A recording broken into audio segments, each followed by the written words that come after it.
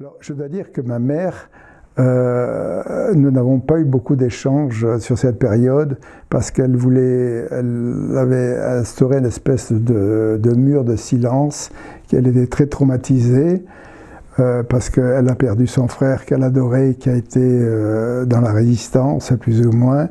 Et donc, elle m'a dit quand même que j'avais été pendant une période caché par des gens admirables, Abadie, bon, c'est Raymond, mais donc ça ne va pas plus loin en ce qui concerne cette période-là. Les seules images que j'ai de cette période, donc, où j'ai été caché par le réseau Abadie, se résument à une seule image. Il faut dire que j'étais parmi les plus jeunes du réseau Abadie, puisque dans la période concernée, donc je suis né en 40, donc j'avais entre 3 ans et 3 ans et demi à peu près. Donc cette image, c'est celle où je me trouvais sur une terrasse, une grande terrasse, avec un bâtiment en arrière-plan. Dans ma mémoire, il avait une couleur ocre, un peu comme on trouve souvent dans le Midi. Et il y avait plein d'hommes avec des robes. Alors, ultérieurement, j'ai compris qu'en fait, c'était des moines. Hein.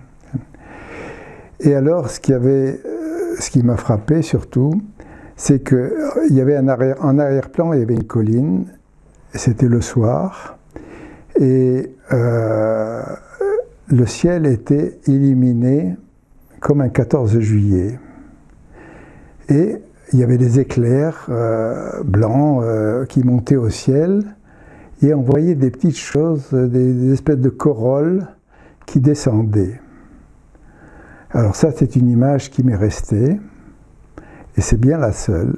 Ultérieurement, donc, plus tard, j'ai compris qu'en fait, c'était le jour où les Alliés ont débarqué à Fréjus, et que les éclairs blancs, c'était les tirs de DCA, et que les petites choses qui flottaient en l'air, c'était les parachutistes qui descendaient.